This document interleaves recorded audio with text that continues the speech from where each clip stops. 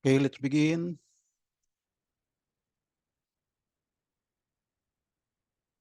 Hello to everyone. Good morning, and hoping everyone in good health and in good or in peace of mind. God bless to all of us. Planning and Control Management, Part 4, Program Progress Monitoring, Updating and Controlling. Thank you to all of you for all the subscriptions, the likes, and shares. Our previous episode was Part 4, Session 37. On Program Update 004, specific to incorporating identified concurrent delays into the current program. Our current episode is Part 4, Session 38, Program Update 004 also. So this one is determining and incorporating contractors' inefficiency or underperformance and analyzing a project delay.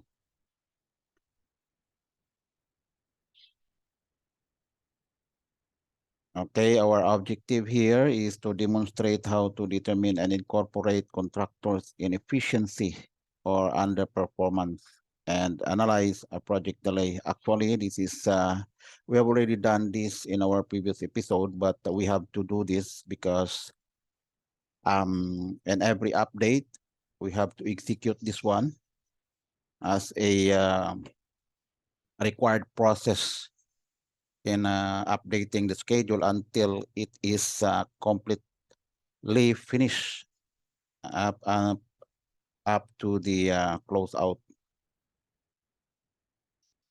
Okay, so let's open our Primavera. And then we will open our delay event window editor. Okay, I think this is it. So what we have to do here is we need to create a WBS or an additional WBS label where we can assign these three delay events into our Windows schedule delay analysis WBS.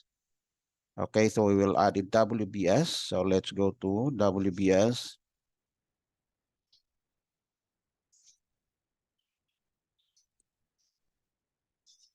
Okay, here we go. So under this one, so actually I have already done this one. So this is our the WBS. We are on the program update 004. Actually, I modified this WBS for the Windows schedule delay analysis to be more understandable. So here we have here the program update. Okay. So we are now on the program update 004 for the month of September. So here is the short names for the delay events. Okay, so we have here out of filling materials followed by the equipment's breakdown. And then, or they are concurrent with the equipment's breakdown and the equipment suspension.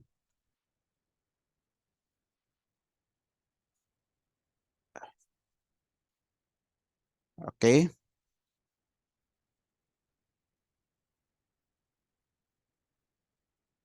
So this is for the month of September under the program update 004. So now we will go back to the activity window and we will assign this. Okay, in here, the WBS column. So we'll just click it.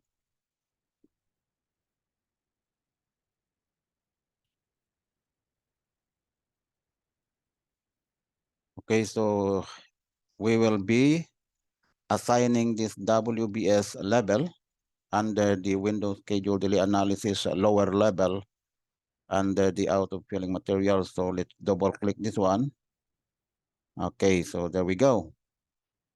So since they are of the same period, okay, since they are of the same level, so we will just have to fill this down, highlight the source row, and then highlight the Next one, and the next one, and then right click and then fill down. Okay, so it is here. It's already done. So we are now, so since we have already done with the adding of the delay event, so we will go to, no, we will move to the layout of the window delay analysis alone. Okay, so let's go to layout. And then,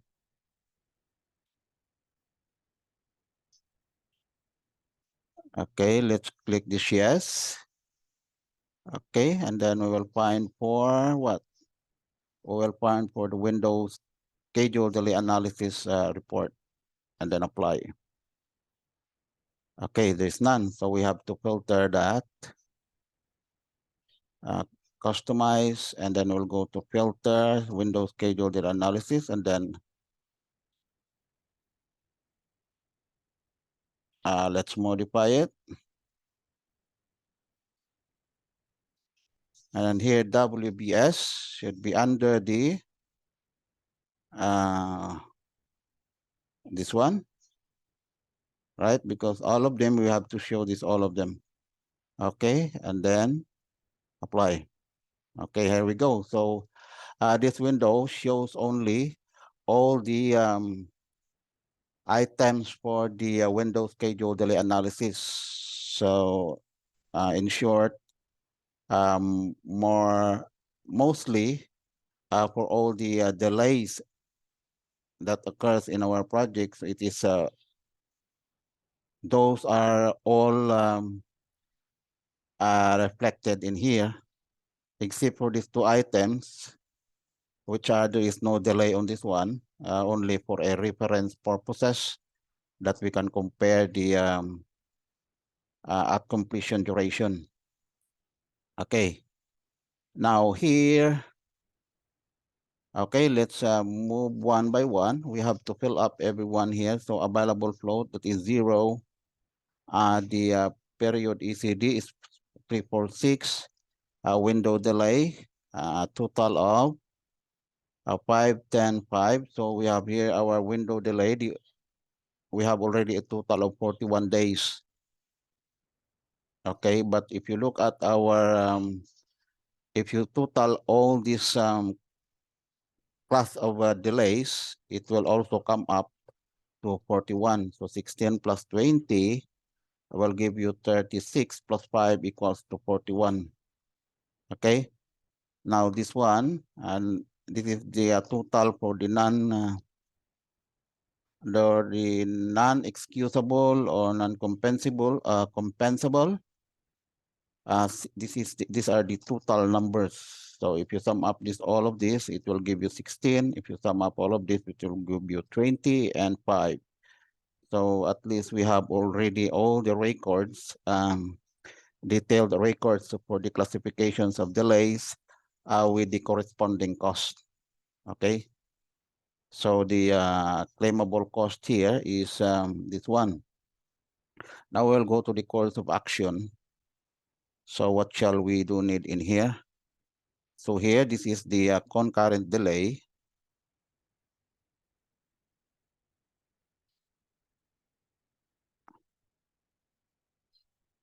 And this one is, let's remove the bottom window. Okay.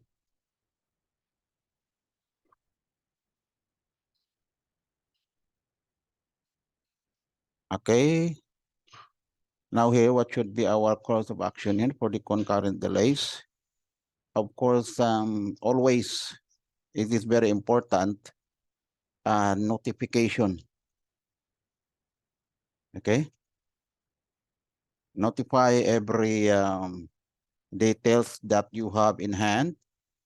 At the, let's say, for example, the narrative, the analysis, you have to submit that before. That depends on, there are some contracts stating that the notifications for delays or any significant documents should be notified at a certain number of days after the occurrence of the delay. Let's say, for example, there is a statement there that the delays after the occurrence of the delays, or right after the occurrence of the delays,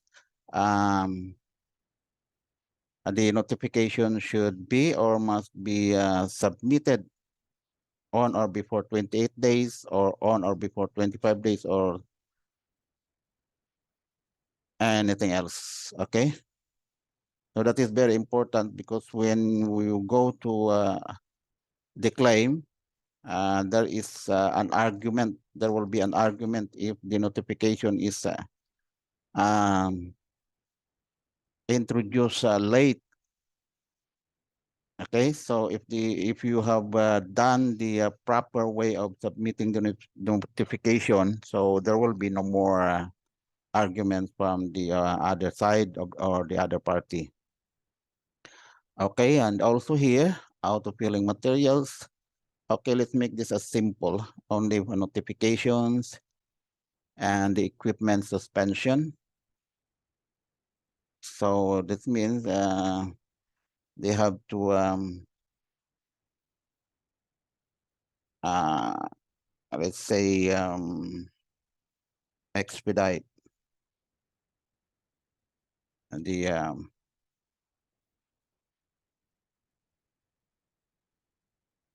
what do you call this? Expedite the compliance requirement. Okay.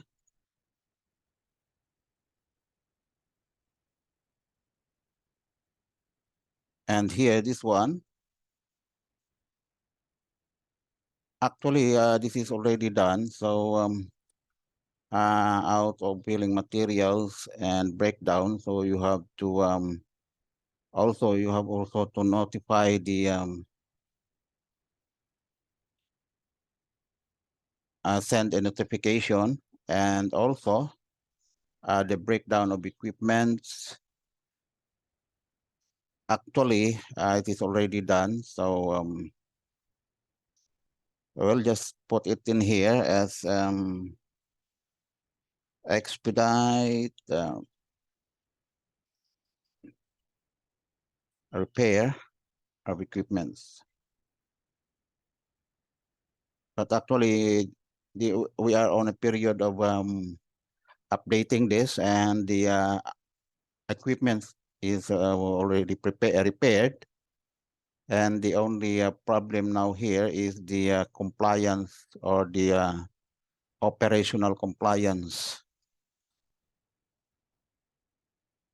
of the equipment.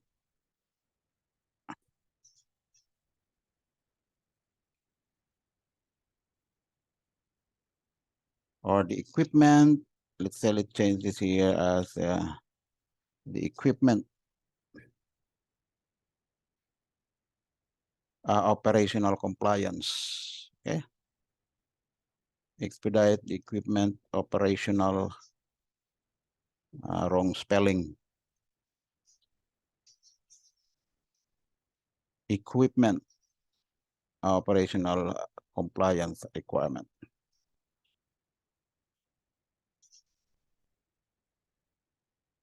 Okay, so how about narrative? Okay, we have already the available narrative. So let's make it as available. Okay, available for submission, and so on and so forth. Okay.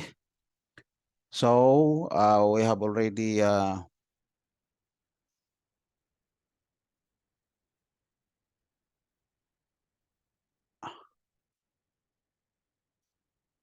okay, so I think we have already everything, the analysis here. Everything is already in place. Okay, when it comes to cost. So let's move forward. Okay, here we go. Okay, the determination of contractors' underperformance. Okay, so here Here is the formula always that we are using: the previous period available flow plus previous period ACD or at completion duration plus the current period identified critical delay duration. This means this is the total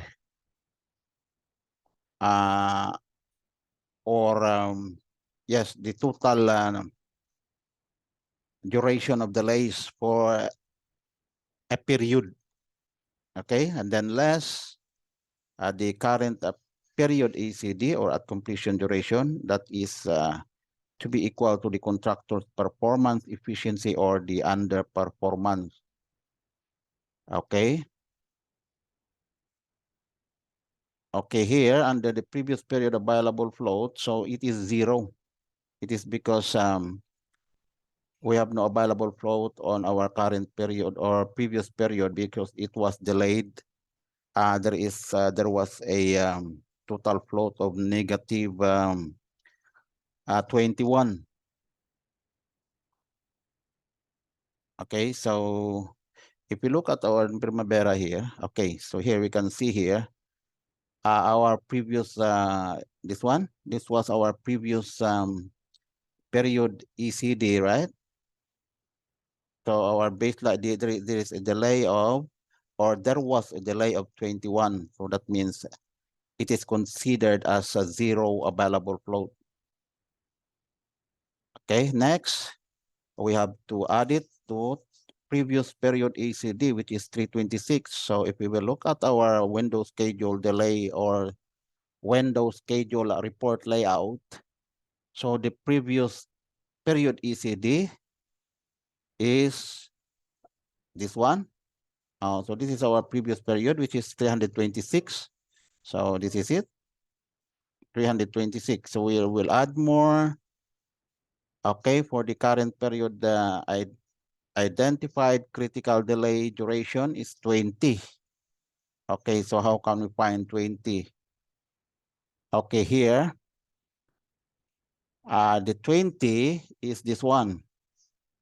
Okay, if you add for the whole period of program update 004, we have a total of window delay of 20, which is 5 plus 10 plus 5. Okay, so the total is 20. So that is it. And then add the current period ECD is 346. So if you look at our window schedule delay analysis report layout, the current window here, periodic ECD, okay, this one is 346. Okay, and now it will equals to 0. So that means their performance or the contractor's performance is not delaying nor accelerating the project. If it is negative, so that means it contributes the delaying of the project, or if it is positive, so that means it is accelerating the project.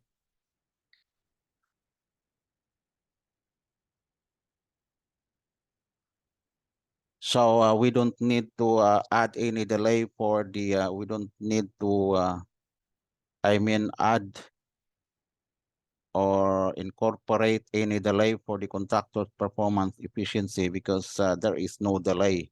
If there is a delay, then we are required to add it in our current program. Okay. Besides the identified concurrent delays, identify the owners and contractors delays, this contractor's performance under or underperformance efficiency should also be included in the program update if there is a negative impact into the project. Okay, so we are done here. Okay, next. Okay, here is the delay analysis statement for the period 1 September 22, 30 September. Okay, here we go. So the presence of delay.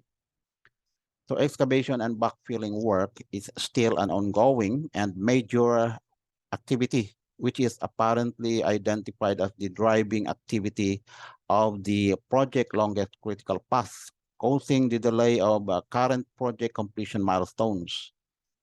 While the current project cumulative completion delay reflects an additional of 20 days on top of the previous program update 003 of 21 days. Okay.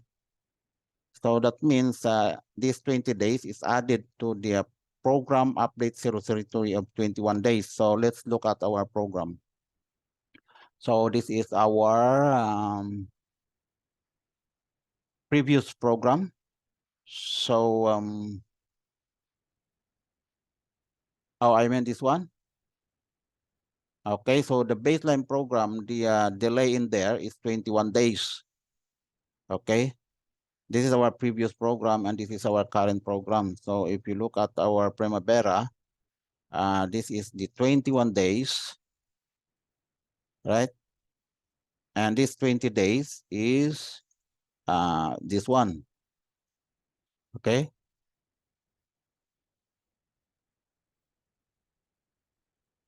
So this means that this is added into the 21 days previous delay. So it comes up into 41 days current contractual delay.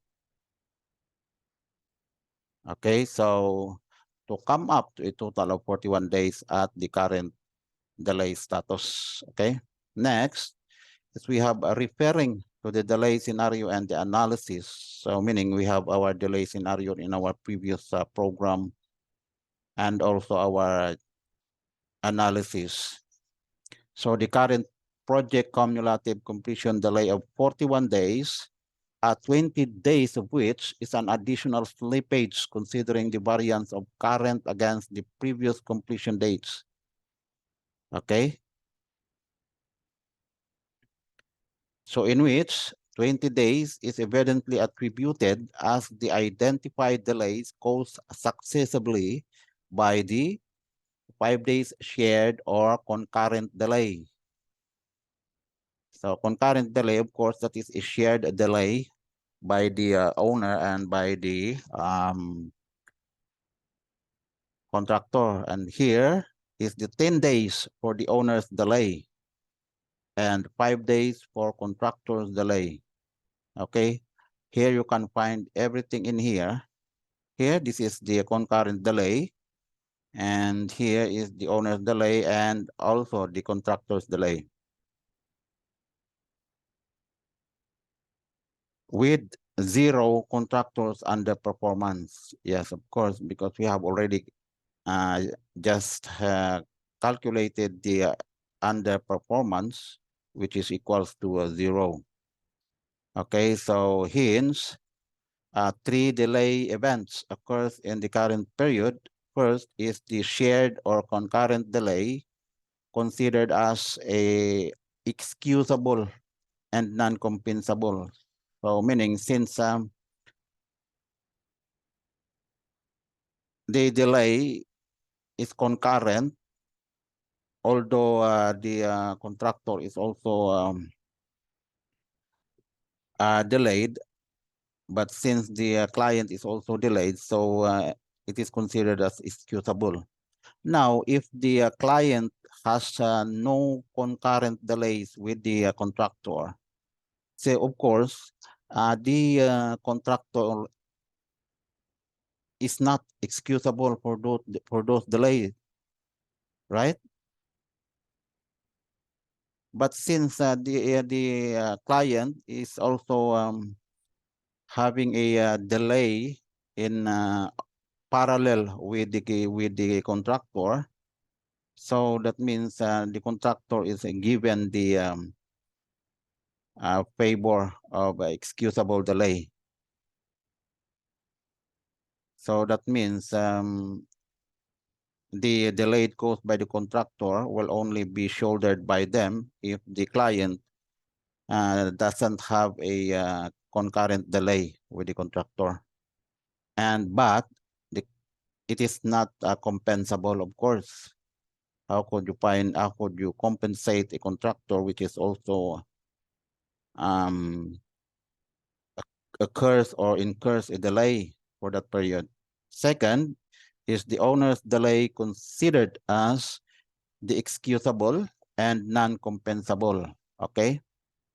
The owners got delayed, but the contractor had nothing to work because of the unavailability of the filling materials. So that means they have nothing to be, there is nothing to compensate for the contractor. Okay, and the third is the contractor's delay considered as the inexcusable and non-compensable. Of course, this is the sole action of the contractors or the sole act of the contractors of incurring a delay due to the non-compliance of the equipment operational capability. So that is not excusable and of course non-compensable. Okay, I think we're done here. So our next episode is part 4, session 39, program update 004, and this is the last step for the program update routine activities. And this is the status reports and the summary. Okay, so see you in this episode and thank you. Here is our upcoming episodes. Okay, program update 005. So that means after the next episode, this will follow the program update 005, the same routine process, progress on actual updates, incorporating identified, but this one, we will,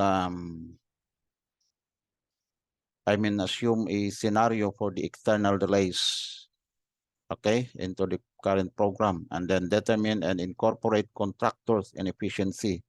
So this is always be determined whether the contractor's performance is delaying or accelerating a project, and analyze project delay, and also status reports and summary.